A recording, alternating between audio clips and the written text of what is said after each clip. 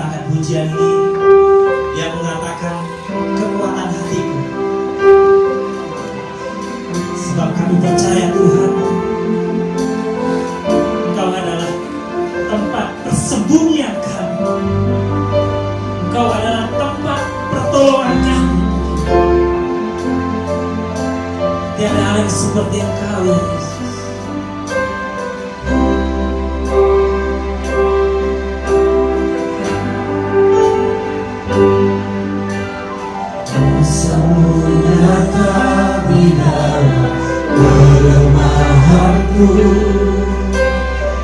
Kekuatanmu menolong seluruh hidupku.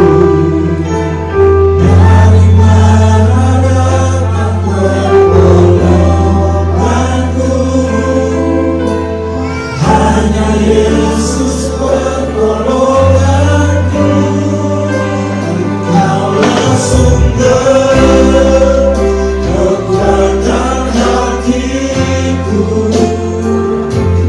tempat persembunyianku.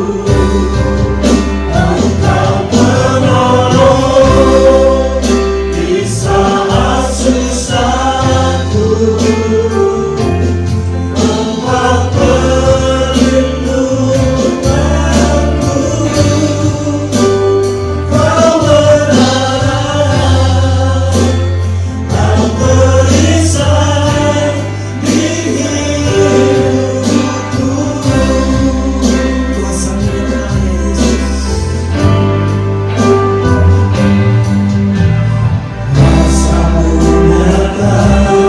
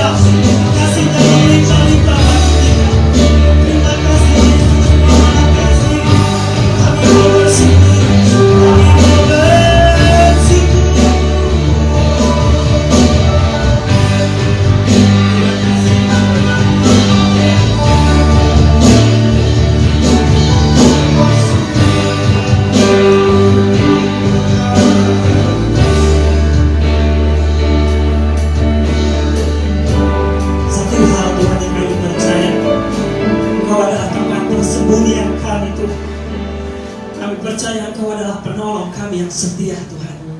Kami menyadari itu betapa baiknya Engkau bagi kami. Terima kasih Tuhan. Kami siap memuji Tuhan.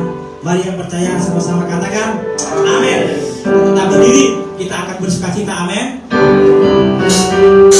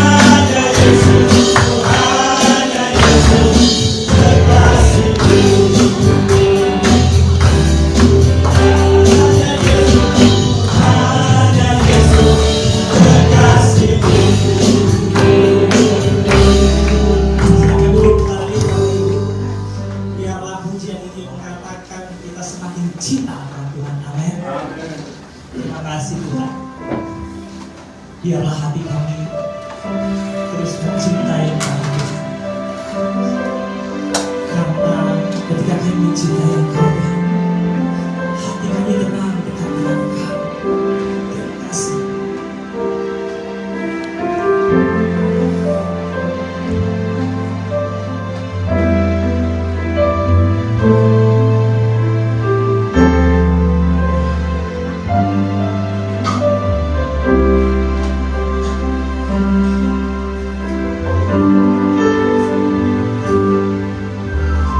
Hatiku tenang berada dekatmu, Kaulah jawaban hidupku.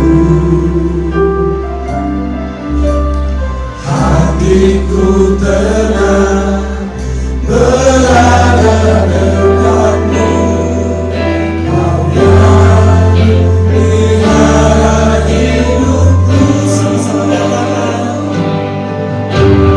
Pertolonganmu begitu ajaib, Kau telah mengikat hatiku. Di saat aku rasaku lari, di situ tanganmu bekerja. Pertolonganmu begitu ajaib, Kau telah mengikat hatiku. Mataku tertuju padamu, ku rasakan kasih-Mu, hatiku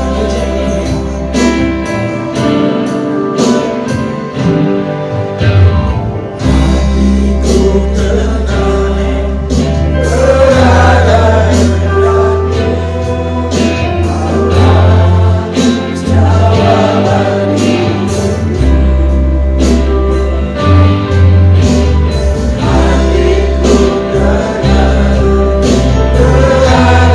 dekatmu, Kaulah pelihara hidupku.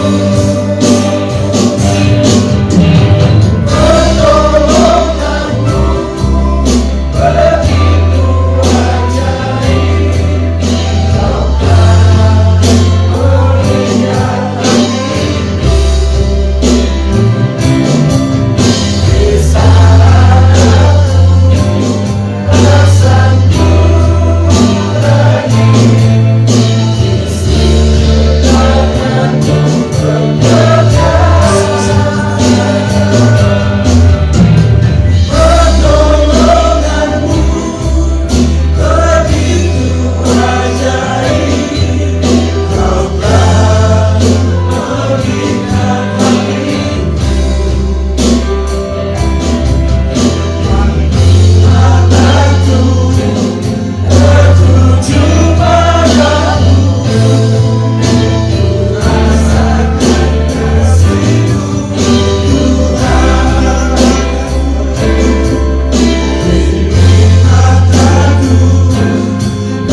tertuju padamu,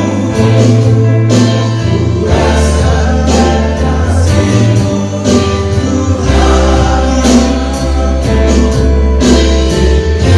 mataku tertuju padamu, ku rasakan kasih-Mu,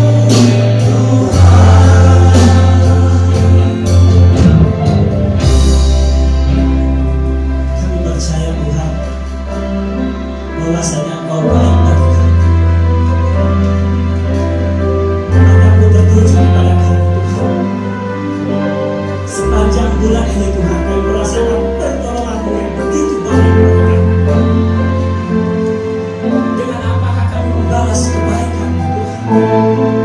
Selain ucapan, bibir kami untuk mengucap syukur, karena kami menyadari pertolongan kami datangnya daripada Engkau Tuhan.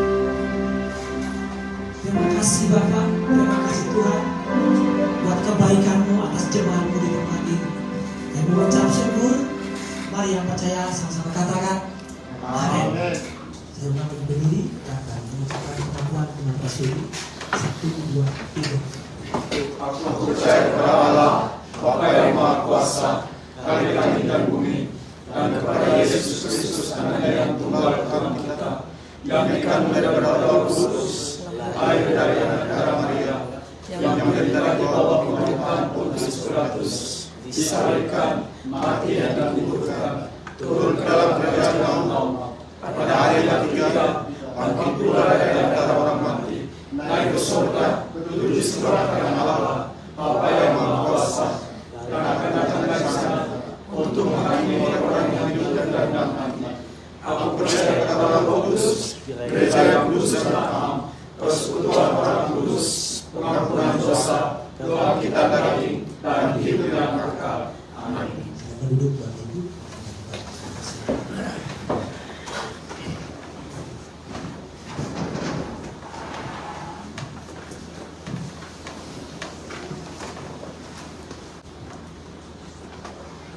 Shalom. Shalom semua. Sepanjang minggu ini panas, tapi tetap kuat ya. Sebenarnya saya itu agak geramai kan, karena minggu yang lalu saya itu operasi untuk itu ya. Jadi sekarang saya menyadari betapa saya ini orang yang lemah ini ya. Sekarang saya menjadi sudah dicabut itu ombotnya sudah dicabut. Jadi saya itu dalam bahasa Korea sergei 빠진 사람. sergei 빠진 사람 artinya dalam bahasa Indonesia ini artinya orang yang tidak berakal budi. Dalam bahasa Korea itu sergei 빠진 사람, sergei 빠진. Di dalam bahasa Indonesia itu kalau saya menerjemahkan orang yang tidak berakal. Oleh karena itu sekarang saat ini meskipun saya melakukan sesuatu seperti orang yang tidak berakal budi, tolong membantu saya itu ya. Hari ini saya mau membagi pengakuan kekuatan Allah yang disempurnakan dalam kelemahan. Jadi kita rendah ya, lalu kita lemah. Waktu itu kuasa Tuhan menyatakannya. Oke, mari kita membaca firman Tuhan dari 2 Korintus pasal 12 dari ayat 1 sampai 10. 2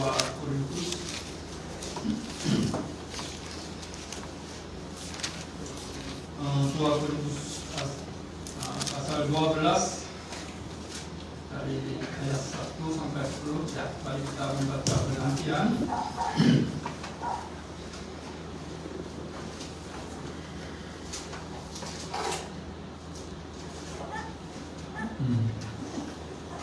Saya baca ayat ini, saudara-saudari, baca ayat benar sampai ayat 10 ya.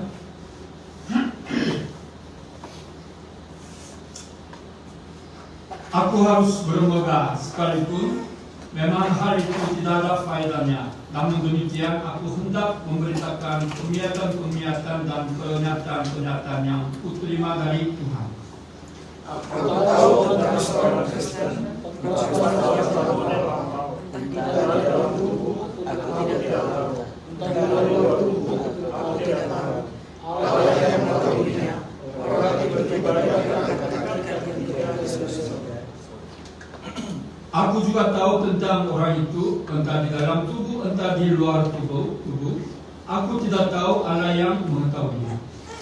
Ia tiba-tiba diangkat ke Firdaus dan ia mendengar kata-kata yang tidak boleh diucapkan manusia. Atas orang itu, aku hendak bermegah, tetapi atas diriku sendiri, aku tidak akan bermegah, selain atas kelemahan-kelemahanku. Sebab sekiranya aku hendak bermegah juga, aku bukan orang lagi, karena aku mengatakan kebenaran. Tetapi aku menahan diriku, supaya jangan ada orang yang beriman kepadaku lebih daripada mereka.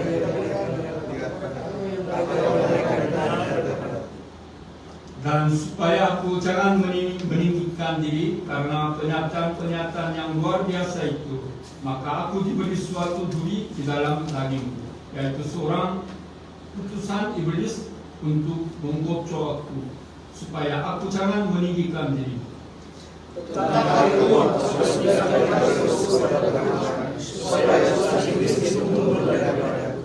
Tetapi jawab Tuhan kepadaku, cukuplah kasih karuniaku bagimu, sebab justru dalam kelemahan kuasaku menjadi sempurna. Sebab itu terlebih suka aku bermegah atas kelemahan, supaya kuasa Kristus turun menaungi aku.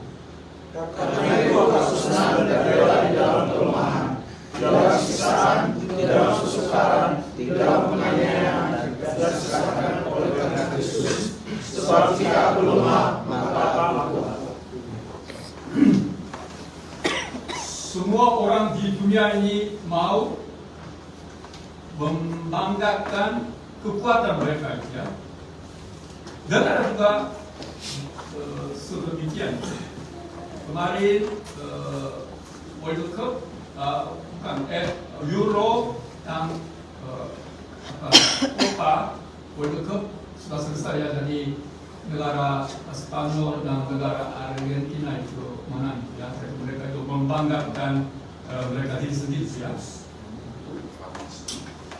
Ya, Paulus yang sedang menulis firman ini juga sebenarnya dia juga salah satu orang yang kuat. Paulus sebagai orang Yahudi telah berpuasa atas Taurat sejak kecil dan merupakan seorang murid dari Rabi yang terkenal Gamaliel. Dia dipercayakan dengan wewenang dari imam besar dan memimpin dalam memasuki orang Kristen dalam penjara. Dia merupakan seorang kuat yang membuat banyak orang takut. Tapi saat yang begitu kuat itu adalah justru waktu krisis dari dia. Karena dia menjadi orang lemah yang membuat kesalahan. Nanti dia mengakui dalam kitab 1 Timotius pasal 1 ayat 13 berikut ini. Aku yang tadinya seorang pemujat dan seorang penganiaya dan seorang ganas, tetapi aku telah dikasihaninya, karena semuanya itu telah kulakukan tanpa pengetahuan, yaitu di luar iman. Saudara tahu Nero, seorang raja Romawi, ya. Dia juga kelihatan dia raja yang berkuasa dan raja yang punya kekuatan. Tapi sebenarnya raja dia juga orangnya lemah, karena dia membunuh diri dengan membakar tubuhnya. Karena dia itu kena sakit depresi juga. Jadi meskipun dia tampak kuat secara fisik, namun dia adalah seorang lemah secara mental. Ada perbedaan yang serius di antara pikiran manusia dan pikiran Allah mengenai kelemahan dan ketidakberdayaan. Kita sering khawatir dan menderita karena kita lemah dan tak berdaya. Namun, apa yang Tuhan bicarakan? Tuhan berkata bahwa Dia memilih kita karena kelemahan itu. Bangsa Israel adalah bangsa yang lemah dan bangsa seperti cacing.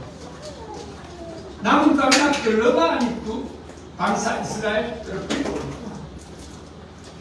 Dalam kitab Ulangan pasal 7 ayat 7 tertulis bahwa bukan karena lebih banyak jumlahmu dari bangsa manapun juga, maka hati Tuhan terpikat olehmu dan memilih kamu. Bukankah kamu ini yang paling kecil dari segala bangsa? Dikatakan bahwa Tuhan memilih bangsa Israel di tengah-tengah bangsa lain karena bangsa Israel adalah bangsa yang paling lemah dan paling kecil di antara bangsa-bangsa lain. Kita juga sedemikian. Saya percaya bahwa pada saat kita mengakui kelemahan kita, ada banyak berkat yang dipegang oleh Tuhan.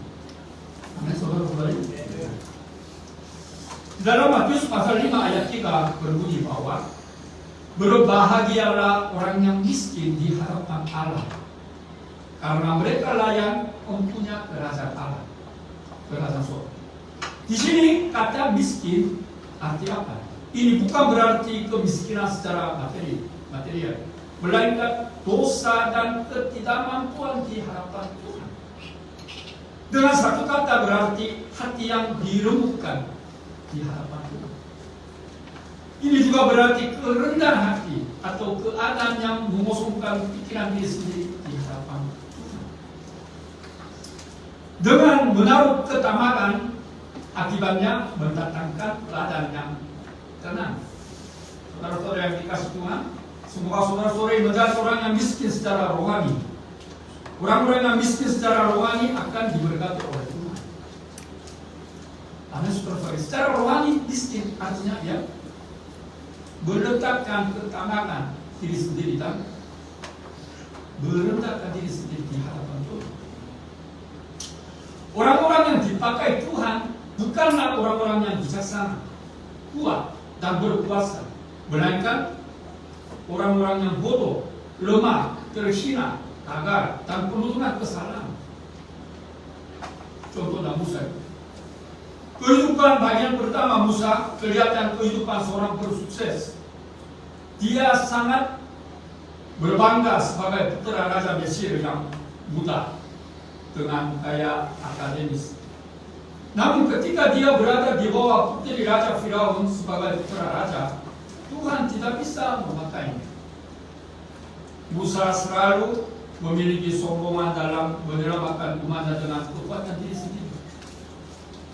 Musa dilatih selama 40 tahun di padang gurun Midian sampai mengakui bahwa tanpa Tuhan dia tidak dapat melakukan apa-apa. Pada saat itu Musa baru menemukan kelemahannya sebagai orang yang tidak memiliki kemampuan, orang yang tidak berbicara pandai, orang yang tidak memiliki harta, orang yang sudah tua, orang yang telah punya pengalaman yang baik di masa lalu, tidak ada orang yang percaya padanya dan mengikuti perkataannya. Namun Allah menjawab atas pengakuan Musa berikut ini. Itulah sebabnya aku memilih engkau dan aku menunggu pengakuanmu. Mulai sekarang aku akan menjadi pemilik hidupmu dan aku akan menjadi penguasa hidupmu. Nah, setelah itu Musa itu baru dipakai oleh Tuhan pada waktu dia benar dalam kitab Hakim-Hakim pasal 6 ayat 15 ada adegan di mana Gideon mengakui seperti ini. Tuhanku, dengan apakah akan ku selamatkan orang Israel? Ketahuilah, kaumku adalah yang paling kecil di antara suku Manase, dan aku pun seorang yang paling muda di antara kaum keluarga. Ketika Gideon mengakui perkataan ini, Tuhan mengadakan tentara Midian yang besar seperti kumpulan beralam dengan hanya 300 orang Israel melalui Gideon yang mengakui kelemahan. Ketika Gideon juga mengakui kelemahan dia di hadapan Tuhan, dia dipakai secara luar biasa untuk bangsa Israel. Saat Rasul Paulus mengakui kelemahannya, dia bisa dipakai oleh Tuhan. Rasul Paulus mempunyai duri yang menusuk tubuhnya. Dia minta Tuhan menyingkir durinya sampai 3 kali. Kita tidak berbicara dengan duri macam apa itu ya. Mungkin seorang berkata bahwa itu sakit kepala, atau ada yang mengatakan bahwa itu adalah serangan dari orang Yahudi yang melemparkan batu. Bahkan juga beberapa orang mengatakan bahwa itu adalah keinginan daging yang tidak dapat dikendalikan oleh diri sendiri. Namun biasanya dikatakan bahwa Paulus menderita penyakit mata yang parah itu. itulah menjadi duri. Paulus pernah jatuh di depan sinar Tuhan dari surga saat dia menuju ke Damsyik untuk menangkap orang Kristen. Orang-orang berpikir bahwa penyakit Rasul Paulus itu terjadi, duri itu terjadi pada saat itu. Bagaimanapun juga, duri itu pasti mengganggu Paulus secara luar biasa. Jadi Paulus berdoa mengenai masalah ini kepada Tuhan sampai 3 kali ya. Disingkirkan duri dalam tubuh dia itu, tapi mungkin dia mengatur waktu dan berpuasa untuk berdoa untuk disingkirkan duri itu ya. Namun bagaimana dengan jawaban Tuhan? Cukuplah kasih karuniaku bagimu, sebab justru dalam kelemahanlah kuasaku menjadi sempurna. Dalam ayat 9 dia tidak dijawab kepada cukuplah kasih karuniaku bagimu, sebab justru dalam kelemahan kuasaku menjadi sempurna. Paulus mendengar suara ini dan menyadari arti duri itu. Dia menyadari bahwa duri yang diizinkan Tuhan memberi manfaat kepada dia, memberi faedah kepada dia. Jadi Paulus mengakui dalam ayat 10 secara kesimpulan, karena itu aku senang dan rela di dalam kelemahan, di dalam siksaan, di dalam kesukaran, di dalam penganiayaan dan kesesakan oleh karena Kristus. Sebab jika aku lemah, maka aku kuat. Tuhan berkata bahwa kuasaku menjadi sempurna dalam kelemahan. Ini berarti kuasa Tuhan dinyatakan sepenuhnya dalam kelemahan manusia. Jika kuasa Tuhan dinyatakan dalam orang yang kuat, orang tersebut berpikir bahwa kuasa itu keluar dari kemampuan. Tapi ketika kuasa dinyatakan dalam orang lemah, dia tahu bahwa itu bukan dari kuasa diri sendiri, melainkan kuasa dari Tuhan. Manusia menyadari kelemahan mereka saat mereka menderita sakit penyakit, kesepian, kesedihan, dan kesengsaraan. Kita juga mencari Tuhan saat tubuh dan hati kita menjadi lemah, sama seperti anak yang kehilangan pergi ke negara lain dan menjadi miskin, baru teringat rumah bapaknya. Saat orang menyadari bahwa dia tidak dapat melakukan apapun dengan kekuatannya, baru dia percaya dan mengandalkan Tuhan dan memperoleh iman yang sejati. Santo Francis dilahirkan sebagai putra orang kaya. Coba lewatkan itu ada gambar foto dia. Maka dia hidup tanpa kekurangan apapun. Ya, orang ini ya, Francis Asis itu ya. Namun suatu hari tiba-tiba dia kena sakit parah. Maka dia bertemu dengan Tuhan karena sakit penyakitnya. Setelah itu dia berubah menjadi orang baru dan menjadi orang hebat yang memberitakan Injil dan membantu sesama yang memberitakan kesusahan. Beethoven adalah seorang musik yang luar biasa. Bapak saudara tahu ya, orang musiknya, Beethoven. Ya.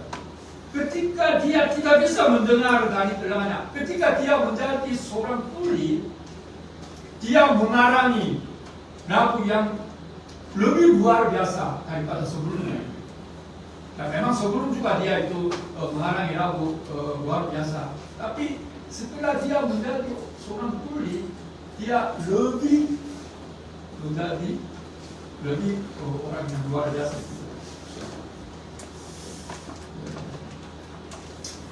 Jika Paulus memiliki duri, bagaimana tidak ada duri bagi kita juga? Orang yang sehat pun terkadang sakit parah, dan orang yang pintar berbisnis pun terkadang bisa terlambat.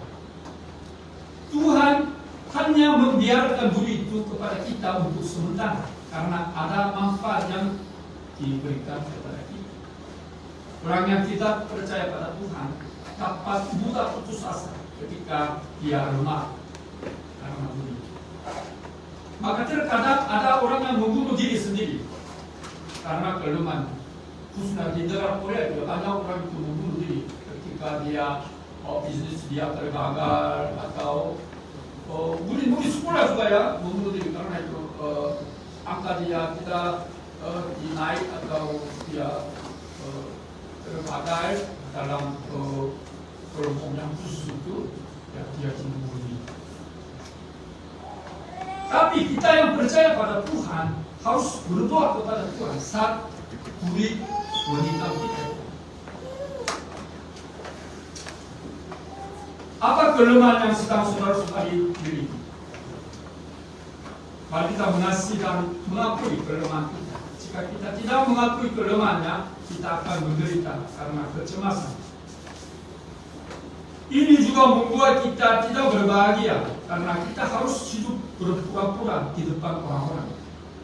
Ada orang yang tinggal di rumah yang besar karena dia tidak bisa tinggal di rumah yang kecil karena gengsi, karena muka orang lain. Ada orang yang memakai mobil yang besar dan mewah karena muka orang lain. Betapa hidupnya malang karena dia harus bayar bunga pinjaman dari bank. Ya. Orang Indonesia juga sering melakukan seperti ini. Iya.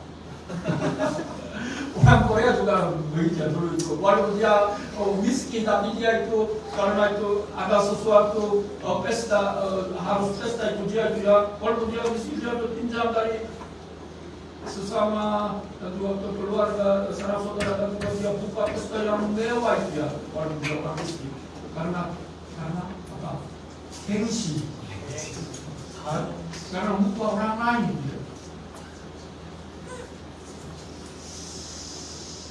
Kita harus mengakui dan menerima kelemahan yang diberikan kepada kita sebagaimana kita ada. Jika demikian, hati kita pasti lebih nyaman. Paulus mengakui bahwa jika aku harus bermegah, maka aku akan bermegah atas kelemahanku. Ada alasan yang kita harus bermegah atas kelemahan kita. Pertama, ketika kita lemah, kita lebih mengandalkan dan berdoa kepada Tuhan. Biasanya orang tidak berdoa jika tidak ada kelemahan. Saat kita sehat, kita tidak berdoa. Tapi jika kita sakit, kita pasti akan berdoa lebih banyak. Betul kan? Tapi kalau kita sehat, kita harus berdoa. Kedua, jika kita memiliki kelemahan, kita akan menjadi orang yang terendah hati. Maka Paulus mengakui bahwa supaya aku jangan meninggikan diri karena pernyataan yang luar biasa, maka aku diberi suatu duri dalam hati. Paulus telah mengalami ketingkatan yang ketiga dari surga. Mungkin sudah tahu. Dia adalah seorang yang dapat membanggakan diri sendiri sebesar-besarnya asal dia mau. Namun Tuhan kadang-kadang memberi kita kelemahan untuk merendahkan kita, sehingga kita tidak mendahului daripada Tuhan.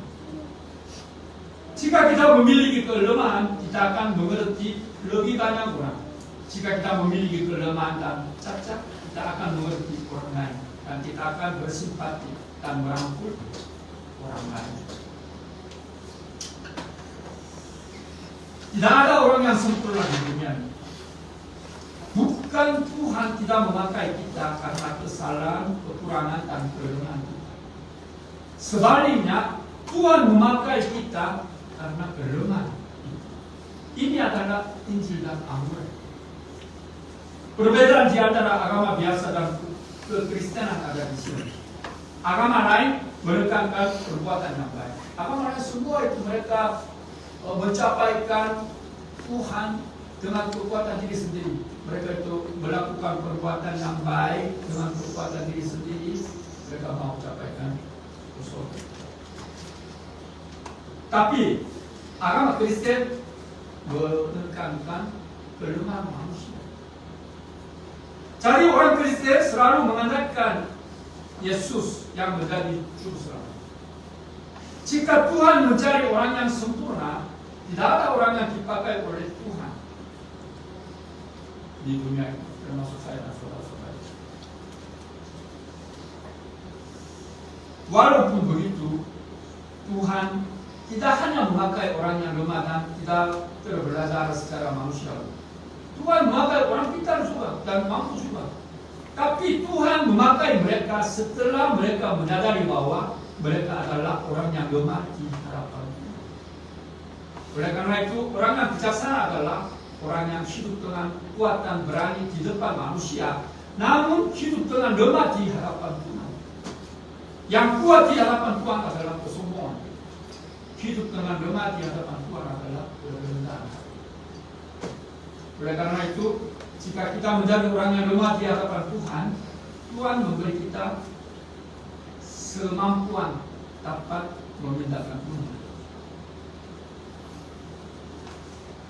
Mari kita semua menjadi lemah di hadapan Tuhan, namun hidup ini tidak bisa dilakukan tanpa berdoa. Orang yang tidak dilatih secara seksama mengenai kelemahannya tidak dapat mengalami karya Tuhan yang besar. Oleh karena itu kita harus mengakui kelemahan kita di hadapan Tuhan setiap hari. Paulus mengaku dalam firman hari ini, sebab jika aku lemah, maka aku kuat. Paulus mengatakan dalam 1 Korintus pasal 1 ayat 12 6 sampai 29 berikut ini. Tolong baca satu orang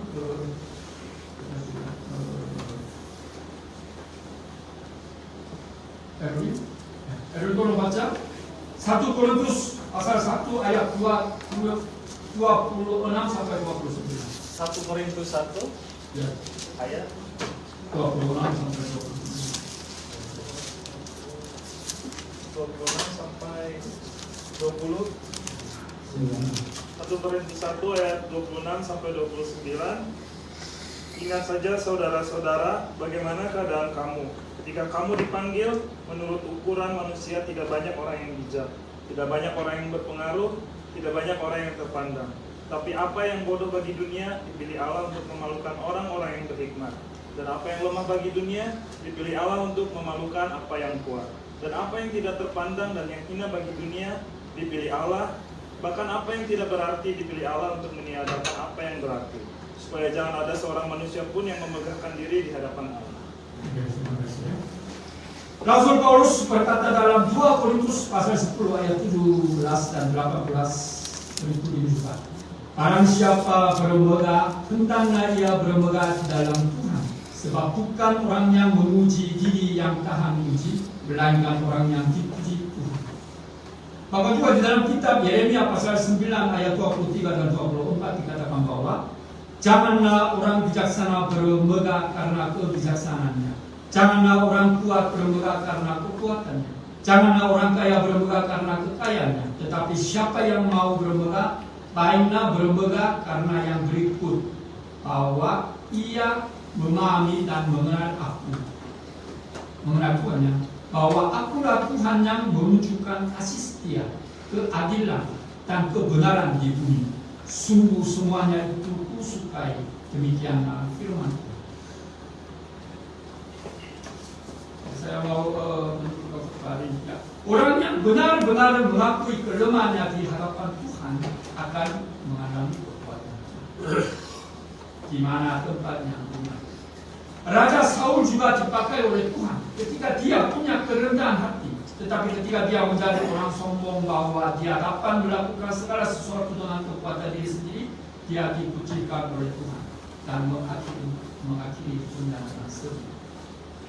Sekarang kita merenungkan kitab 2 Raja-Raja setiap hari ya. Ketika semua raja Israel mengandalkan dan mengikuti Tuhan, negara itu menjadi lebih kuat dan tenang. Tetapi ketika mereka bermegah atas kekuatannya diri sendiri dan meninggalkan Tuhan, mereka dihukumi oleh negara-negara lain. Khususnya itu Israel Utara ya. Ada banyak raja-raja itu. Mereka semua ketika mereka ya di antara raja-raja Israel pun ada beberapa orang yang mengikuti Tuhan dan negara Yehuda Selatan yang besar itu khususnya itu mereka mengikuti perintah Tuhan dan mentaati kepada Tuhan. Tapi mereka setelah Tuhan memberi kekuatan mereka itu menjadi mempunyai kuasa yang besar, maka mereka berpaling dari Tuhan dan meninggikan diri sendiri itu. Ketika itu justru mereka nanti diturunkan. Tuhan memakai negara sekitar Israel itu dan menyerang Israel. Jadi saudara-saudari yang dikasih Tuhan, janganlah kita mengeluh atas budi yang diberikan kepada kita. Janganlah takut kita menjadi orang yang lemah. Kenapa? Karena kelemahan kita justru membuat kita berdoa. Karena kelemahan kita membuat kita punya kerendahan hati. Maka kita akan lebih baik pada akhirnya. Saya berharap kita semua memuliakan Tuhan dan diberkati Tuhan dengan mengakui dan bermegah atas kelemahan kita di hadapan Tuhan. Jangan meninggikan diri sendiri itu. Ya. Kita walaupun ada kelemahan itu kita mengaku dan menerima. Dan inilah kesempatan Tuhan mau memakai dan merendahkan diri di hadapan Tuhan dan nanti pasti memakai kita lebih luar biasa. Amin, saudara-saudari. Mari kita berdoa bersama-sama. Tuhan, terima kasih siang ini kami telah mendengar firman-Mu melalui hamba-Mu Rasul Paulus.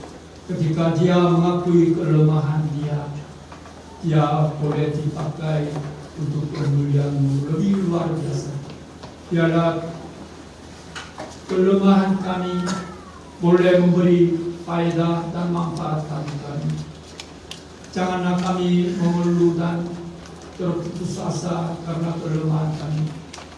Tapi ketika kelemahan kami diberikan kepada kami tetap berdoa dan lebih mengandalkan Engkau, sehingga kami tetap bertahan dan dipakai untuk kemuliaan-Mu secara lebih luar biasa. Kami serahkan seluruh hidup kami ke dalam tangan-Mu yang kuasa. Kami berdoa dalam nama Tuhan Yesus Kristus. Haleluya. Amin. Nah, sebentar kita akan mengadakan perjamuan kudus, ya.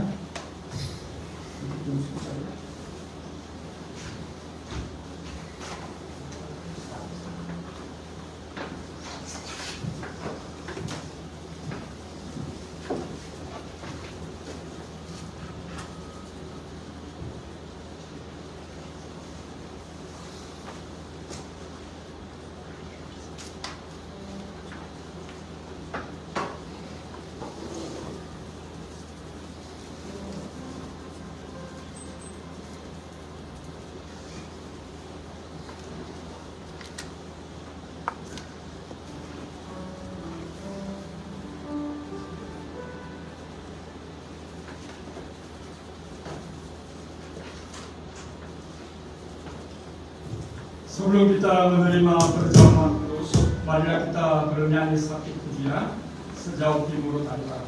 Saya undang jemaat Anggi berdiri. Amin.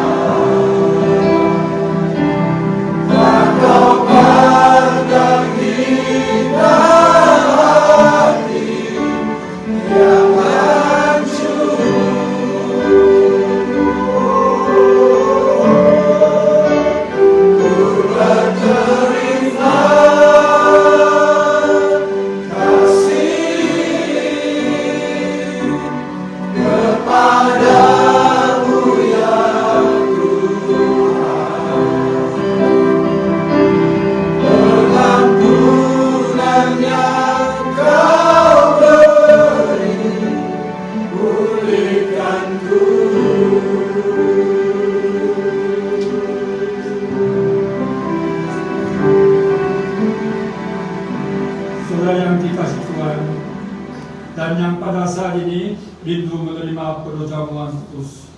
Sebelum kita menerimanya, selayaknya kita harus lebih dahulu mengetahui dengan jelas apa arti dan makna perjanjian kudus bagi kita. Tuhan Allah menganugerahkan keselamatan dan pengampunan dosa kita atas segala pelanggaran terhadap Taurat dan firman Tuhan, yaitu melalui penebusan Yesus Kristus. Oleh sebab itu, maka setiap orang yang menyesali dosa-dosanya dan mau bertobat serta bersedia menerima perjamuan kudus dari Tuhan, dia akan memperoleh pengampunan dosa dan keselamatan dalam Yesus Kristus. Kita harus jujur mengaku bahwa kita adalah orang yang penuh dosa dan banyak kekurangan di hadapan Tuhan dan sesama manusia, sehingga layak mendapat hukuman dari Tuhan. Oleh sebab itu kita datang ke hadapan-Nya dengan ketulusan dan kerendahan hati memohon anugerah-Nya. Mari kita berdoa. Ya Tuhan, Allah Bapa yang Maha Pengasih, Engkau adalah sumber keselamatan dan kehidupan yang kekal melalui anugerah Yesus Kristus yang telah rela berkorban untuk menebus kami orang berdosa. Pada saat ini kami hendak menerima perjamuan kudus. Kiranya Tuhan mengasihani kami. Kiranya Roh Kudus membuka hati dan meneguhkan iman kami, agar semakin mempercayai keselamatan yang telah Engkau sediakan bagi kami dalam Yesus Kristus. Amin. Hendaklah kita lebih dahulu memeriksa diri di hadapan Tuhan dengan memberi jawaban atas pertanyaan-pertanyaan berikut ini. Ketika saya bertanya, saudara-saudari dengan sepenuh hati menjawab, ya aku mengaku, ya aku sungguh-sungguh, ya aku percaya, ya aku percaya, ya aku bersedia. Tolong menjawab seperti ini. Apakah saudara mengaku bahwa saudara adalah orang berdosa sejak dilahirkan, serta berdosa karena pelanggaran terhadap Taurat dan firman Tuhan, sehingga patut menerima hukuman? Ya saudara, ya aku mengaku. Pertanyaan kedua, apakah saudara sesungguhnya merasa sedih serta menyesali dosa-dosa saudara? Dan apakah saudara sungguh-sungguh memohon supaya bebas dari kuasa dosa? Apakah saudara percaya kepada Yesus Kristus yang telah datang ke dunia ini untuk menyelamatkan orang berdosa?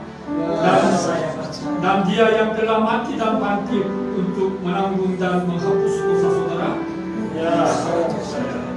Apakah saudara percaya kepada Tuhan, firman Tuhan yang mengatakan bahwa roti dan anggur dalam perjamuan kudus adalah tubuh darah Tuhan Yesus Kristus? Apakah saudara bersedia menerima hidup baru dengan menghayati pengampunan dosa yang telah diberikan oleh Tuhan Yesus Kristus? Dan apakah saudara bersedia berdamai dengan orang yang selalu menyusahkan hati saudara dan orang yang berbuat jahat kepada saudara? Dan apakah saudara bersedia mengampuni kesalahan orang lain yang bersalah kepada saudara? Saudara bersedia? Ya, saya bersedia. Jika demikian, marilah kita masing-masing memohon pengampunan dosa kita. Marilah kita berdoa. Ya Tuhan, Allah Bapa kami di dalam Yesus Kristus, Juru Selamat kami. Kami mengaku bahwa kami adalah orang yang berdosa sejak dilahirkan. Demikian juga berdosa karena pelanggaran terhadap Taurat dan firman-Mu. Kami patut menerima hukuman-Mu pada saat ini dan pada akhir zaman, jikalau Tuhan menghukum sesuai dengan dosa kami. Tetapi oleh karena anugerah dan belas kasih-Mu yang sungguh besar di dalam Yesus Kristus, maka kami datang ke hadirat-Mu memohon pengampunan. Ya Tuhan Allah, kasihanilah kami, ampunilah dosa kami. Kiranya Roh Kudus menguatkan dan menguatkan kami kami dalam melawan segala dosa, serta menuntun kami dalam melakukan perkara yang baik, yang sesuai dengan kehendak-Mu sepanjang hidup kami. Amin. Bapak Ibu saudara-saudari, dipersilakan dulu.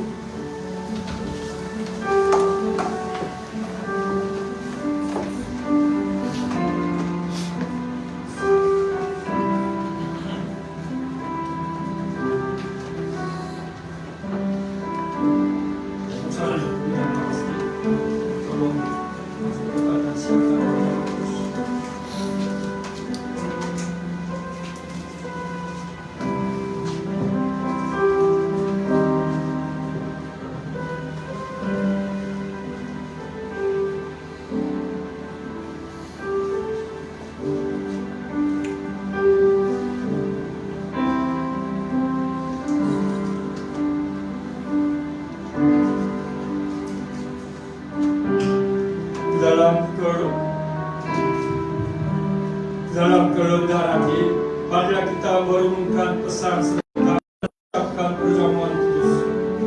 Pada malam ketika Tuhan Yesus diserahkan, Dia mengambil roti dan sesudah itu mengucap berkat atasnya. Dia memecah-mecahkannya dan memberikannya kepada murid-muridnya, lalu berkata, "Terimalah dan makanlah. Inilah tubuhku yang diserahkan bagi kamu. Perbuatanlah ini menjadi peringatan akan aku."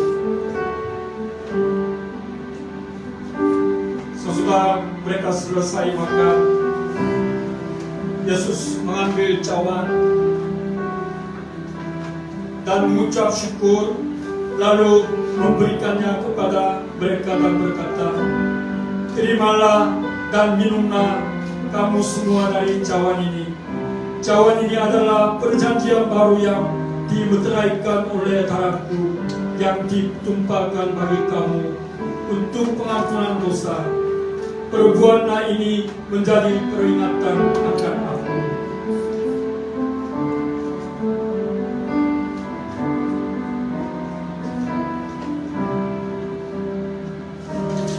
Saya undang jemaat bangkit berdiri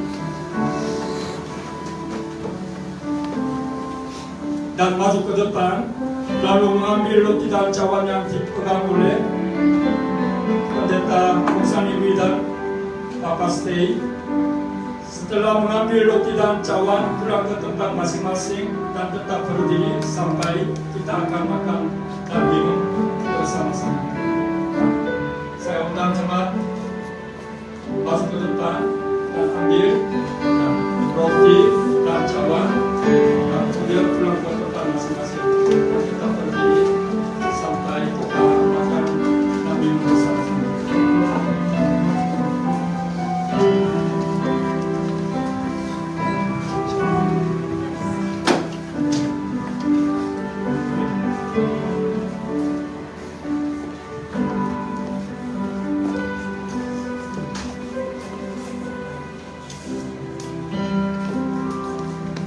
Tuhan Yesus berkata, "Akulah roti hidup. Nenek moyangmu telah makan manna di padang gurun dan mereka telah mati. Inilah roti yang turun dari surga. Barang siapa makan daripadanya, ia tidak akan mati. Akulah roti hidup yang telah turun dari surga. Jikalau seorang makan dari roti ini, ia akan hidup selama-lamanya. Dan roti yang kuberikan itu ialah dagingku yang akan kuberikan untuk hidup dunia. Aku berkata kepadamu, sesungguhnya jikalau kamu tidak makan daging anak manusia dan minum darahnya, kamu tidak mempunyai hidup dalam dirimu. Barang siapa makan dagingku dan minum darahku, dia mempunyai hidup yang kekal, dan aku akan membangkitkan dia pada akhir zaman. Sebab dagingku adalah benar-benar makanan, dan darahku adalah benar-benar minuman. Barang siapa makan dagingku dan minum darahku, ia tinggal di dalam aku dan aku di dalam dia. Sama seperti Bapa yang hidup mengutus aku dan aku hidup oleh Bapa, demikian juga barang siapa yang memakan aku akan hidup oleh aku. Inilah roti yang telah turun dari surga, bukan roti seperti yang dimakan nenek moyangmu, dan mereka telah mati. Barang siapa makan roti ini, ia akan hidup selama-lamanya.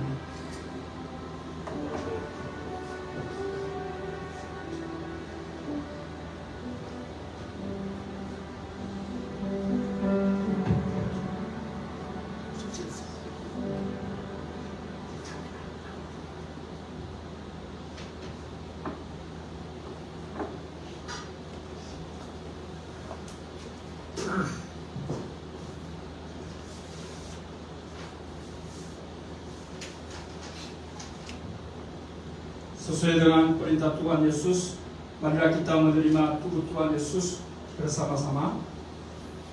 Tolong mengangkat roti yang ada di dalam tanganmu.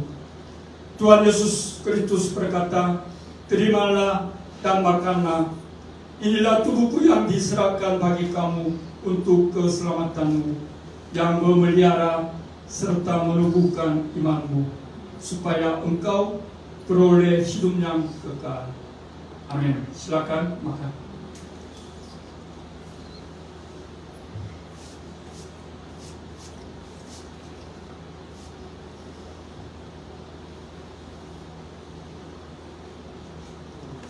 Sesuai dengan perintah Tuhan Yesus, mari kita menerima darah Tuhan Yesus bersama-sama. Tolong mengangkat cawan yang ada di dalam tanganmu. Tuhan Yesus berkata, terimalah dan minumlah. Inilah darahku yang ditumpahkan bagi kamu untuk pengampunan dosamu, yang memelihara serta menumbuhkan imanmu, supaya engkau beroleh hidup yang kekal. Amin. Silakan minum.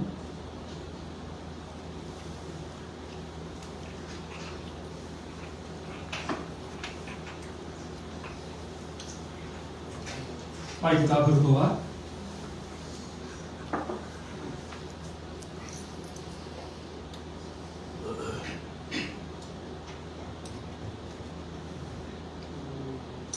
Ya Tuhan Allah Bapa kami yang Maha Pengasih dan Penyayang, kami memuji dan memuliakan Engkau karena keselamatan yang telah Engkau anugerahkan bagi kami. Tuhan telah menebus dan mengampuni dosa kami dengan kasih sayang-Mu, sehingga kami dapat merasakan keindahan persekutuan dalam anugerah-Mu. Alhamdulillah kami dalam menjalani hari-hari kehidupan kami, supaya tetap kuat serta senantiasa dalam sukacita melakukan kehendak-Mu. Kiranya Engkau selalu mengokohkan iman dan pengharapan kami, supaya kami menang melawan tipu daya iblis, sehingga nama-Mu selalu dipermuliakan selama hidup kami. Dalam nama Yesus Kristus Juru Selamat kami berdoa. Amin. Amin. Saudara-saudari, dipersilakan.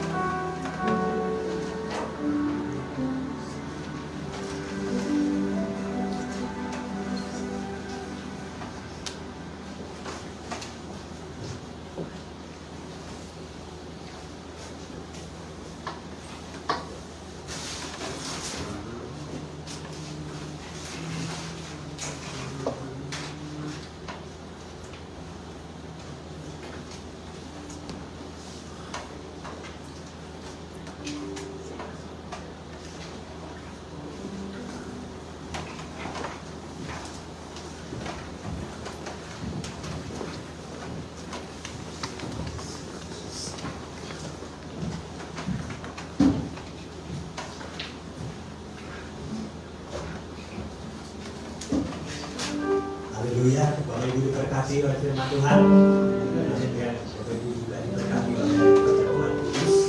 Dapat saya terus memulihkan dan mengubahkan melalui perjamuan ini. Atas Tuhan kita akan menjalankan khotbah persembahan. Kita akan pujian cinta Tuhan.